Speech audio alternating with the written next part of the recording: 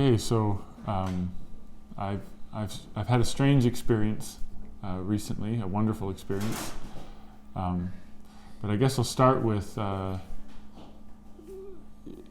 many people kind of they've heard me in the store and talking to people, and everybody knows I've been thin for my whole life. That's been part of my I guess just part of my life, and lots of people have said, oh, I wish I were thin like you, and oh, must be so nice, so he can eat anything he wants.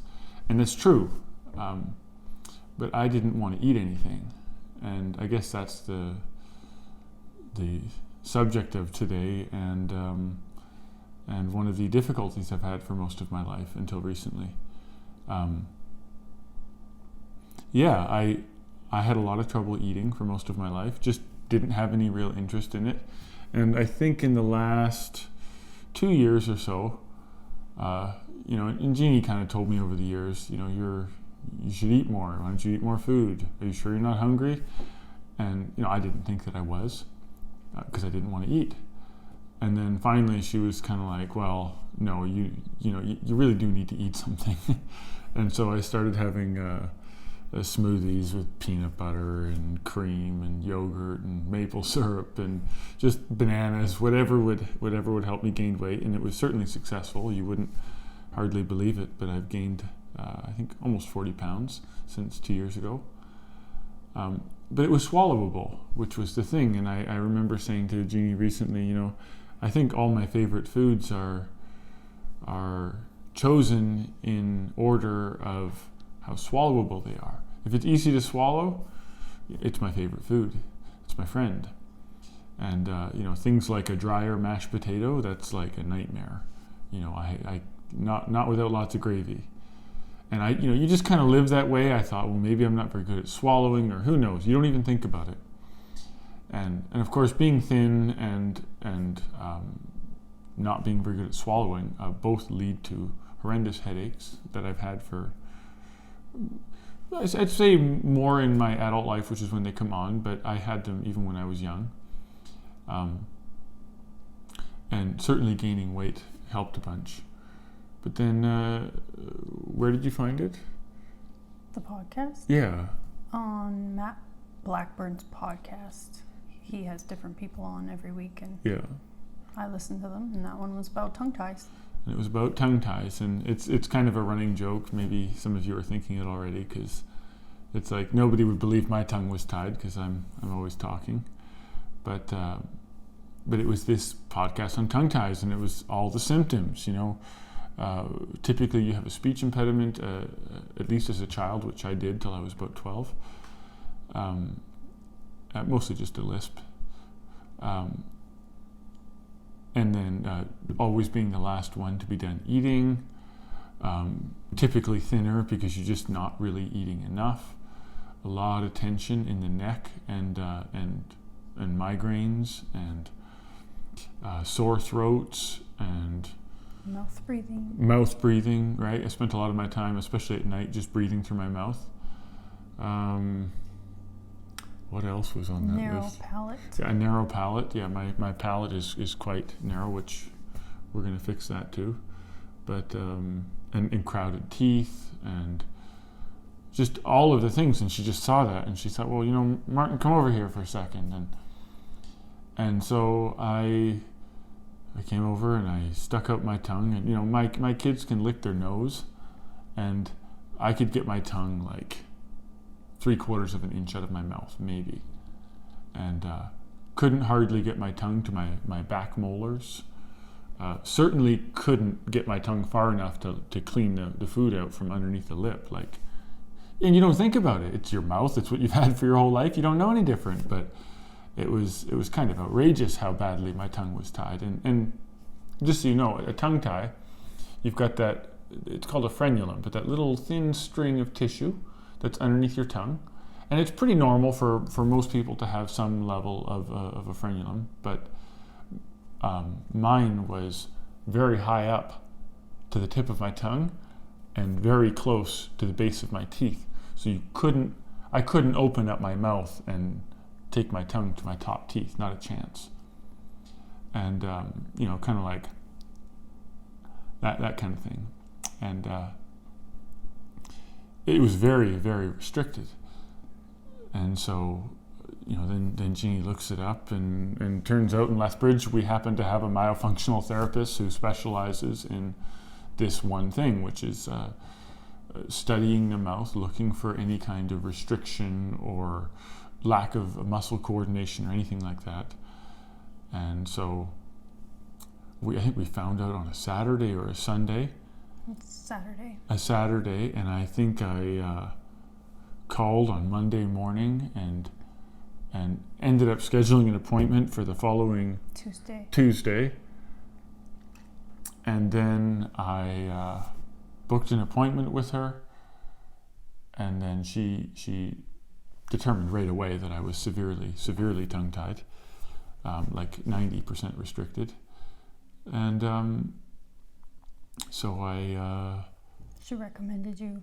Yeah, that's right. So she took all my measurements. There was a problem. Recommended me to a specialist in Calgary, who's a surgeon. And so we make that appointment, and I've got some stretches to do. You have to stretch it out and work all the tissue in your mouth before you can get the surgery, or it won't work. And so I was doing that ahead of time, even before the consultation with the surgeon. And so I'm walking around across the farm with my fingers in my mouth, stretching my tongue and doing all kinds of stuff, and trying to get my time and working on my mouth. And so end up going up to the surgeon for the consultation, and he looks in my mouth, and it's up in Calgary, and I get there, and he looks in my mouth, and he says, "Oh, well, looks like you've been doing some stretches. You want me to cut it right now?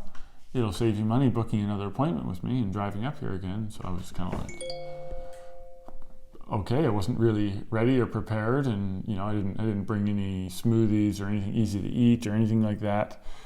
And so fine, I just went for it. I thought, whatever, I could save time and money, no problem. So it only takes about 5 minutes, and he cut it out of there. And it was a very bizarre experience, I can tell you that, because even during the surgery itself, and it wasn't because of any pain, you couldn't feel anything. It was just topical anesthetic, and you couldn't feel anything. It was easier than getting any dental work done. But even as he was cutting it, I could feel the relief coming into my upper back, and it made me want to start crying in the middle of the surgery. And I thought, okay, well, that'll get in the way, so I won't do that. And so that was fine. He did the surgery, and immediately, like just looking around the room, it was like having a whole new body. I could move my neck all the way, so like I could actually shoulder check and look behind me. And the tongue is tied. That's right, because good point. So your tongue is actually the central muscle in your body, and your myofascial tissue, which is that white connective tissue you see in meat, it's very strong, it's very stiff, and it's what stops your body from being a pool of goo.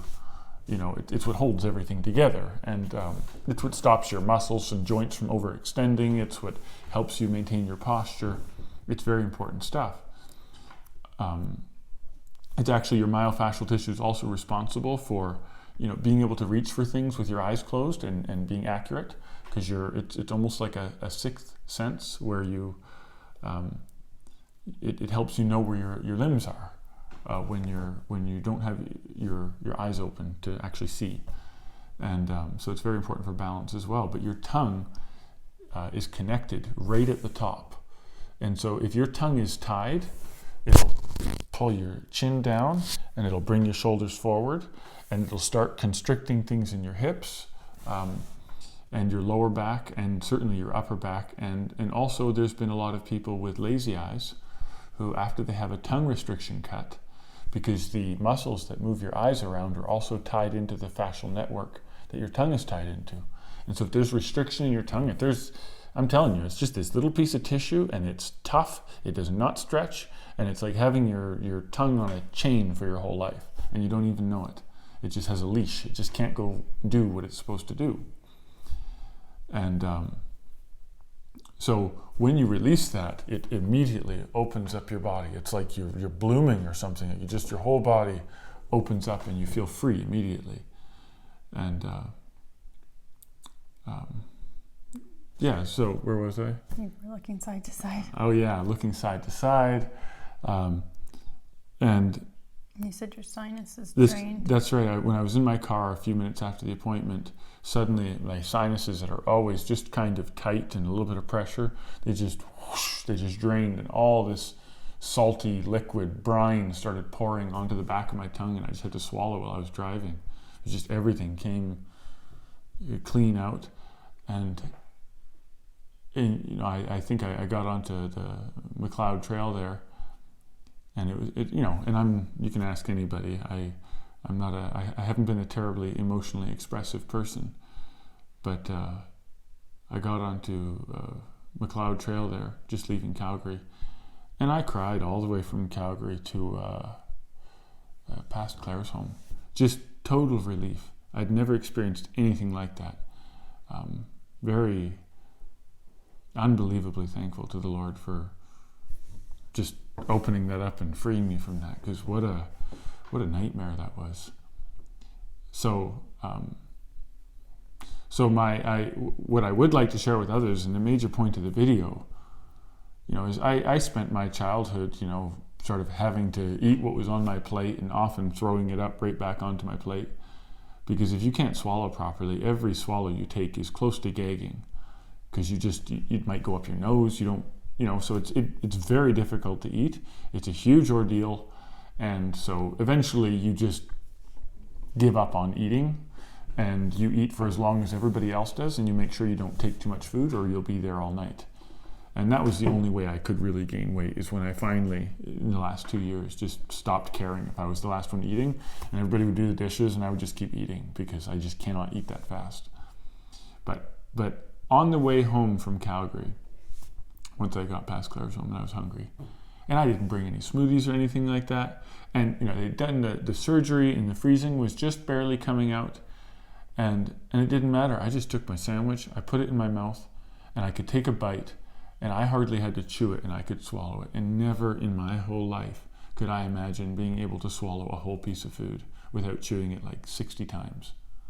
So if you have children and they have crowding teeth, and they're slow eaters, and they complain about all kinds of textured foods and don't like them, if that same kid, you had a problem breastfeeding them, because mothers, almost all colicky children are taking in air while they're breastfeeding because they have restriction in their mouth. And 90% of women who went into the lactation consultant looking for help breastfeeding, and they cut the restriction, and it's very easy to do when they're children. It's not nearly as painful as when you're an adult. 90% of the mothers immediately noticed an improvement in how much the children were drinking. And the doctors will tell you about supply issues with the mothers and all that stuff, and that's almost never the case. Almost all mothers will lactate properly if they're not malnourished and they're eating enough. A huge portion of it is the children, if they have a restriction, and because so many, the connective tissue in your mouth, like that, and you've got this little piece of skin right here too. If that's really big and it's tying your lip to your mouth, your gums, that's called a lip tie. And if the child's lip can't open up when they're breastfeeding, then they suck air, and then they get gassy and colicky. If your babies have projectile vomit or lots of loud gas and stomach upset and gurgling, it's because they don't have a proper latch. And they're estimating at this point that 75% of people born in North America have some kind of restriction. Now, that's not always the end of the world. It's not always a problem. But there's a lot of parents who are just having a hellish time raising their children simply because the doctors refuse to even talk about it. There are even lactation consultants in the hospitals who've complained that the doctors won't let them talk about it. That's how bad it is. Nobody's allowed bringing it up for some strange, bizarre reason. And having your tongue tied, it is, I can tell you from my personal experience, it is enough to make you very miserable, because even the reason why children will suck their thumb a lot of the time is because you can't make very much dopamine if your tongue isn't able to suction to the top of your mouth and massage your upper palate. And so, and just try it. Some people just don't think to try it because they were never taught. Their tongue isn't restricted, but they still breathe through their mouth. And they don't know it's a problem. Like, your mouth should never be open unless you're eating or talking. Never. It stays closed, you breathe through your nose, period.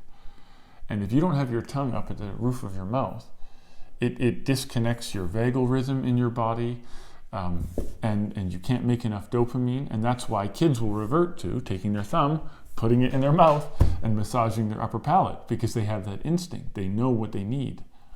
And then, of course, everybody says, oh, you keep sucking your thumb, you're going to wreck your teeth. You got to stop doing that. And nobody thinks to address why this child, in his created wisdom, so to speak, I mean, they know what they need. And nobody's asking why they're doing it. They just think it's some kind of bad habit you should get them out of. And nobody's ever thinking about why the child is doing it. And I wasn't thinking about it either. But I mean, what a shame.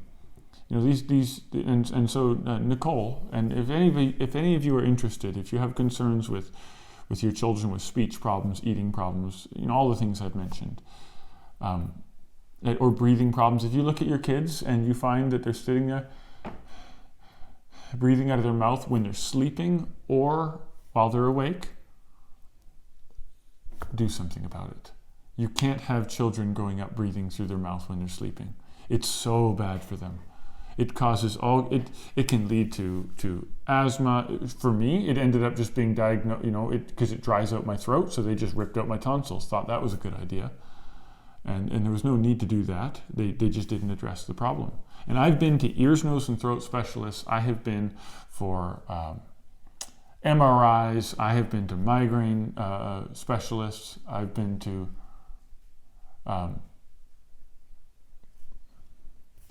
I've tried all numbers, and I've been to I gave up a long time ago, but I went to the doctor on repeated occasions, pointing to these white spots in the back of my throat. And so they took swabs and sent it in for analysis. And all it was just dried out. There was way too much air passing. Your mouth and your throat, right? They're not meant for air. Your nose is. Your mouth is not meant for breathing through, period. And so now that my tongue is free and it can suction to the top of my mouth, I go to sleep at night and I'll actually breathe through my nose. I can swallow. I can think. I mean, it takes a lot more effort to think clearly when you're breathing through your mouth than through your nose. Because when you breathe through your nose, your brain gets a lot more oxygen. You should only be breathing through your mouth if you're under excessive physical strain and you just need to borrow that huge opening for the airway. But if you're going out for a walk, if you're going out for a jog, try to do it with your nose only and not your mouth. And even if you feel like you need to breathe through your mouth, just slow down your exercise and keep breathing through your nose until you can learn to do that. And this is a lot of stuff I'm learning from Nicole here in Lethbridge at Mouthworks. If you want her contact information, I'd be glad to share it for you or for her. But trust me, especially if you have young children, take a look at these things and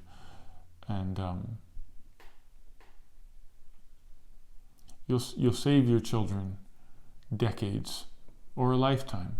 Because I know people personally, and I don't think they're too open to me talking about it. I don't think they're in that world. But I've seen the effects of people being tongue-tied for a whole lifetime and what it can do to them, and it's not pretty. And I'm so thankful that I didn't have to carry down that road. So it's healing. It's healing really nicely. It's just about done here. Maybe another week before I can't feel anything. It's not pleasant to get it cut when you're an adult, but it has been just unbelievably worth it. The relief was far more significant than the pain, for sure. Even right after the surgery, there's some manipulations you have to do in your mouth to keep it healing properly they're pretty painful, but not enough to need painkillers as far as I was concerned. It was nowhere near what a migraine would be.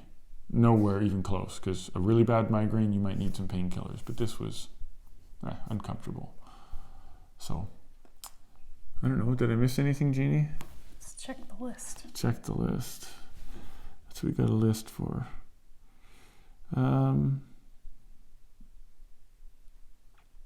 No, I think that about does it. So, there's going to be a bit more work done. He's got a really neat device, this fellow in Calgary, for expanding the upper palate. And instead of just using screws and force, it's actually a little thin wire that some very clever guy invented. And you have to consciously use your tongue now. And so it's got this little thing up at the front that sits behind your teeth, so you can't even see it. And it's there to make your tongue play with it, so that you train your tongue to stay up on the roof of your mouth.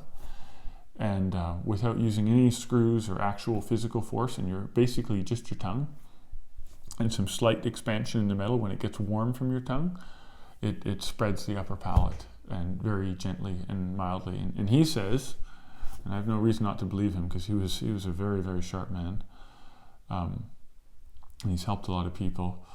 But he says that when the palate expands and the sutures in my skull actually break apart and start creating room, and then they'll heal back together, that when they finally break apart, he says that the rest of my neck, there'll be even more relief coming, because everything is kind of tied up into your palate good and tight. And if you have most people who have a narrow palate have a hard time keeping their shoulders back and their scapula straight on their back. So anyway, that's a lot of information, I guess. You can always come talk to me about it. I can talk for a long time about anything. So I think that about covers everything here. Right on.